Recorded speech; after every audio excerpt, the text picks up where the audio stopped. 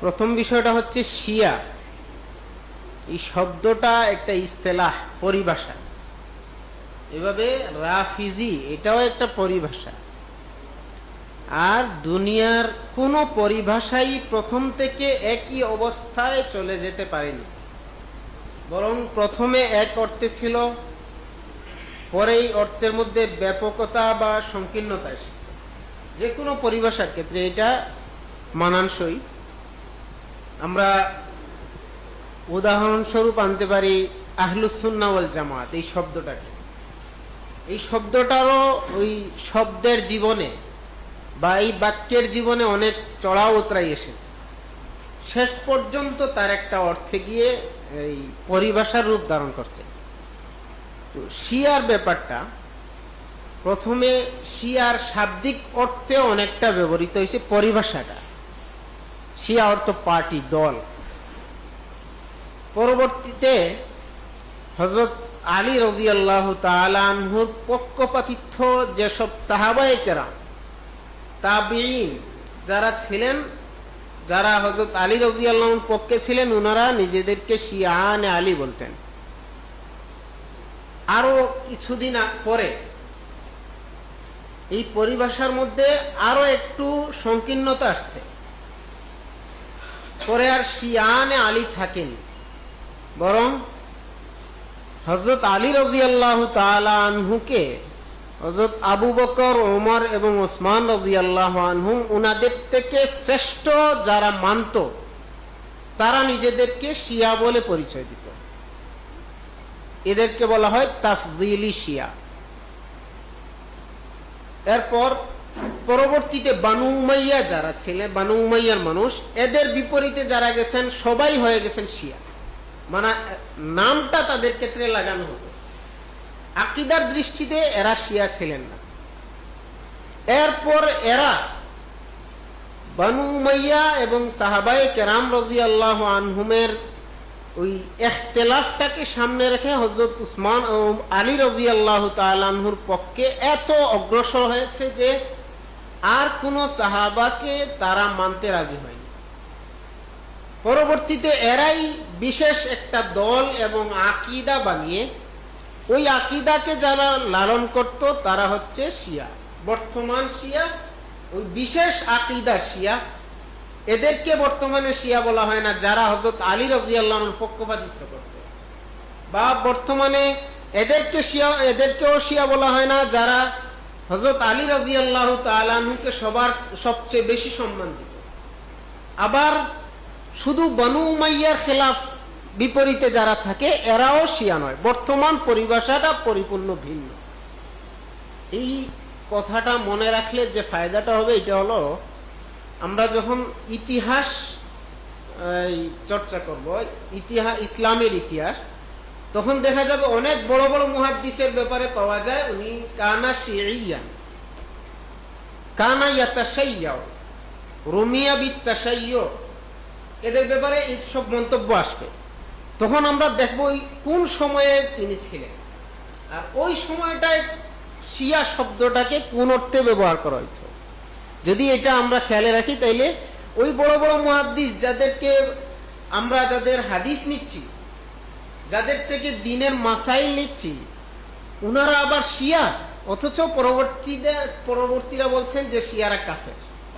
তাইলে আমরা কি দিন কাফেরদের থেকে গ্রহণ করছি? এই বিষয়টা ডাউট আমাদের কাছে আর থাকবে না। পরবর্তী শব্দ হলো রাফিজি, রিফজ। এই শব্দটার অর্থ তার্ক, ছেড়ে দেয়। প্রথম দিকে সাহাবায়ে কেরাম রাদিয়াল্লাহু তাআলা আনহুমের মধ্যে যখন কিছুটা মুশাজারা চলছিল, এই সময়টা কিন্তু সামান্য সময় না। সাহাবায়ে কেরামের যুগ থেকে নিয়ে তাবিঈন, তবে তাবিঈনের যুগ পর্যন্ত এই লম্বা সময় রিফজ শব্দটা মহাব্বত এর অর্থে ব্যবহৃত। যারা বিশেষভাবে সাহাবায়ে কেরাম রাদিয়াল্লাহু তাআলা আনহুমের মাঝ থেকে আহলে বাইত রাদিয়াল্লাহু আনহুমের পক্ষে জোরালো ভূমিকা রাখতেন, তাদেরকে বলা হয়তো রাফিজি। অনেক সময় এই শব্দর ইতলাক বা এই শব্দের ব্যবহার রিফ শব্দের ব্যবহার সাহাবায়ে কেরামের মধ্যে থেকে বা পরবর্তীদের মধ্যে থেকে যারা ছিলেন বিশেষভাবে আহলে বাইত রাদিয়াল্লাহু আনহুমের ভক্ত, তাদের ক্ষেত্রে উচ্চারণ করা হয়তো। হযরত ইমামে শাফিঈ রাহমাতুল্লাহ আলাইহি তাকেও কেউ কেউ রাফিজি বলেছেন। তিনি এর জবাবে শের প্রসিদ্ধ তার কবিতা আছে, লাউ কানা রিফযু হুব্বা আলি মুহাম্মাদিন ফালইয়াশহাদিস সাকালানি আন্নী রাফিজুন। যদি মুহাম্মদ সাল্লাল্লাহু আলাইহি ওয়াসাল্লামের আহলে বাইতের মহব্বত এটাকেই রাফিজিয়ত বলা হয়, তাহলে সারা দুনিয়ার জিন এবং মানুষ সবাই যেন সাক্ষী থাকে যে আমি একজন রাফিজি। তাহলে হযরত ইমামে শাফিঈ রহমতুল্লাহ আলাইহি পর্যন্ত এই অপবাদটা ছিল যে তিনিও রাফিজি। এটা পরবর্তী পরিভাষায় যে রাফিজি যাকে বলা হয় এই অর্থে ব্যবহৃত হয়নি। পরবর্তীতে রাফিজি রিফস ওই তার্ক শব্দের, ছেড়ে দেয়া শব্দের অর্থ পুরোপুরি এখানে আসছে। যারা গোটা জামাতে সাহাবাকে ছেড়ে দিয়ে মাত্র 5 জনকে পৃথক করে এদেরকেই মুসলমান মনে করত, আর সব সাহাবায়ে কেরাম রাদিয়াল্লাহু আনহুম আজমাইনকে কাফির মনে করত। এমনকি মজার ব্যাপার হইল, যার পক্ষ নিয়ে এই সাহাবায়ে কেরাম রাদিয়াল্লাহু আনহুমের তাকফির করত হযরত আলী রাদিয়াল্লাহু আনহু, উনাকেও এই মুসলিম 5 জনের ভিতরে আনেনি। অর্থাৎ এই তার কথার কারণে, তার দিকে দাবিত বেশি অতিরিক্ত ভক্তির কারণে সাহাবায়ে কেরাম সকলকেই কাফির বলল মাত্র 5 জন মুসলমান, আর এই 5 জনের ভিতরে কিন্তু হযরত আলী রাদিয়াল্লাহু আনহু নাই। তাইলে শেষ পর্যন্ত হযরত আবু আলী রাদিয়াল্লাহু আনহুকেও তারা কাফির মনে করতে। এটা শুধু ইলজামি বিষয়, এমন না যে যেহেতু আলোক করেনি তাইলে মনে হয় কাফির মনে করতো, এমন না। বরং তারা পরিষ্কার এটা লিখেছেও যে উনিও কাফের হয়ে গিয়েছিলেন, কারণ তিনি তো প্রথমেই খলিফা হওয়ার ছিল। যেহেতু তিনি এর আগে 3 জনকে সুযোগ দিয়েছেন, তাহলে আল্লাহ রসুলের হুকুমের অমান্য করেছেন, সুতরাং তিনিও কাফের। তো এই যে অবস্থাটা তাদের, তো এই রাফিজি এবং শিয়া বিষয়ে আসলে আমরা মুতালার বিষয়টা, আমি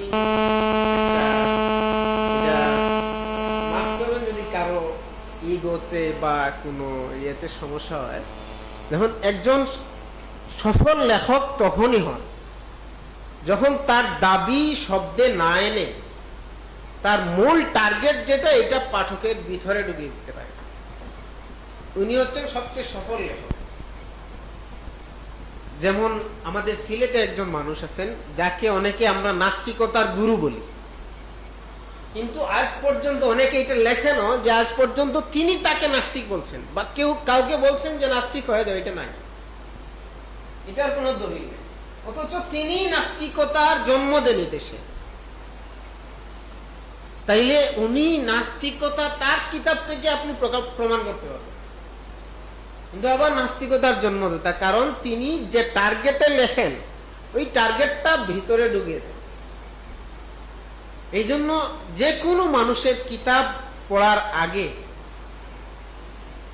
এই বিষয়টা খুব খেয়াল করে নেওয়ার দরকার যে এই লেখকের আকীদা, লেখকের মানহাজ, লেখক কোন বিষয়টাকে সামনে নিয়ে লেখেন, এই বিষয়টা খুবই দরকার। এবং মুসাল্লাম মানুষ না হলে আকীদার ক্ষেত্রে, আপনাকে হয়তো আকীদার কিতাব উনি পড়াচ্ছেন না বা লিখছেন না, উনি লিখছেন ফজরের নামাজের গুরুত্ব নিয়ে, যেমন বলছে, কিন্তু তার লেখায় এমন অনেক কিছু থাকবে যে বিষয়গুলো আপনাকে ওই তার মূল মাইন্ড যেটা, তিনি যে আকীদার উপর আছেন ওই আকীদার দিকে নিয়ে যাবে।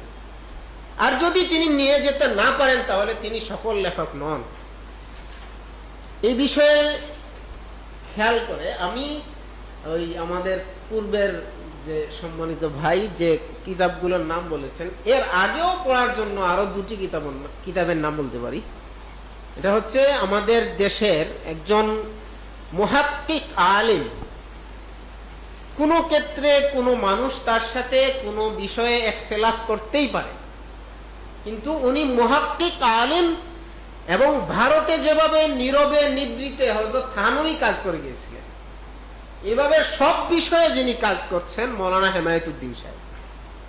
ওনার কিতাব আছে ইসলামী আকীদা ও ভ্রান্ত মতবাদ।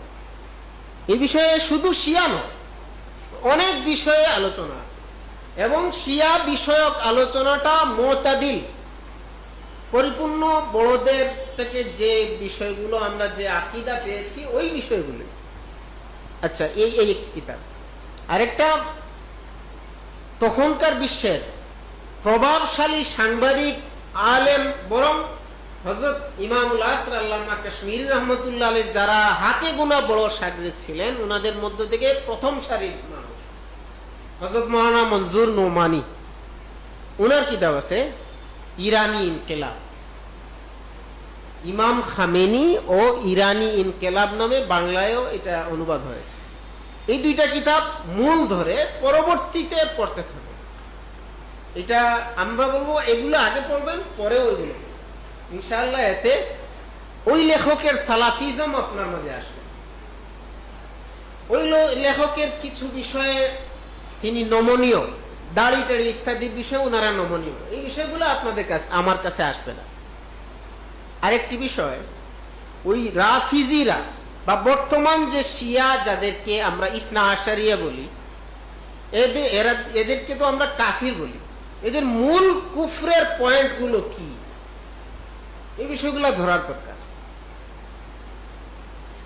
শিয়া ইসনা আশারিয়া যারা, এদের কুফরের মূল পয়েন্টটি হচ্ছে ইমামত। ইসনা আশারিয়া শব্দের মাঝেই তাদের কুফর লুকায়িত। তারা ইমামের আকীদা রাখে, 12 জন ইমাম আসবে। আমি এটা দলিল স্বরূপ বলছি না, এটা বোঝানোর জন্য বলছি সামনের কথাটা। হযরত শাহ ওয়ালিউল্লাহ মুহাদ্দিস দেহলভী রহমতুল্লাহি আলাইহি তিনি ফুয়ুজুল হারামাইনে লিখেছেন যে হারাম শরীফের সামনে আমি ধ্যানমগ্ন, আল্লাহ রসুল সাল্লাল্লাহু আলাইহি ওয়াসাল্লামের জিয়ারত নসিব হবে। আমি জিজ্ঞেস করলাম, আল্লাহ রসুল, শিয়াদের ব্যাপারে আমি কি ধারণা রাখবো, এরা মুসলমান না কাফির? তিনি ইশারা করলেন স্বপ্নের মধ্যেই যে তুমি শিয়াদের ইমামতের আকীদাটা পড়ো। তিনি শিয়াদের ইমামতের আকীদা পড়লেন, পড়ার পর লেখছেন শিয়াদের আকীদায়ে ইমামতের বিশ্বাসটা সম্পূর্ণ পরিপূর্ণ খতমে নবুয়তের বিপরীত আকীদা। আর এই খতমে নবুয়তের বিপরীত আকীদা রাখার পর আর কোন দলিল ছাড়াই এরা কাফির হয়। দ্বিতীয় যে বিষয়টি তাদের কুফরের বিষয়, এটা হচ্ছে কুরআনে কারীমকে বিকৃত মনে করা। তাফসিলি আলোচনার এখন সুযোগ নাই, দরকার অনেক করছেন অবশ্য। এরপরের বিষয়, তামাম উম্মত একমত। যদি কেউ আমরে মুতাওয়াতির অস্বীকার করে তাহলে সে কাফির হয়ে যায়। আর শিয়াদের মুতাওয়াতির অস্বীকারের যদি একটা সূচি তৈরি করা হয় তাইলে হয়তো 1.5-2 পৃষ্ঠার কমে আসবে। চতুর্থ বিষয়, হযরত সাইয়্যিদুনা আবু বকর সিদ্দিক রাদিয়াল্লাহু আনহুর সাহাবিয়তকে ইনকার করা, বরং তাকে কাফির বলা। তামাম উম্মত একমত, যদি কেউ সাহাবায়ে কেরামের মধ্য থেকে অন্য কোন সাহাবীকে সাহাবী নয় এই কথা বলে তাহলে তাকে কাফির বলা যাবে না, কোন একজন। কিন্তু একমাত্র হযরত আবু বকর সিদ্দিক রাদিয়াল্লাহু তাআলা আনহুর ব্যাপারে উম্মতের ইজমা, মান আনকারা সুহবাতা আবি বকরিন ফাহুয়া কাফির। যে হযরত আবু বকর রাদিয়াল্লাহু আনহুর সাহাবী হওয়ার বিষয়টাকে ইনকার করবে, অস্বীকার করবে, সে কাফির। এরা সাহাবী তো মানেই না, বরং কাফির বলে। এই জন্য তারা এই ক্ষেত্রেও কাফির। আরো বিষয় আছে, যেমন হযরত আয়েশা রাদিয়াল্লাহু তাআলা আনহা সম্পর্কে। আয়েশা রাদিয়াল্লাহু তাআলা আনহার বারাআতে প্রায় 18টা বা 22টা আয়াত আছে। যদি এখন কেউ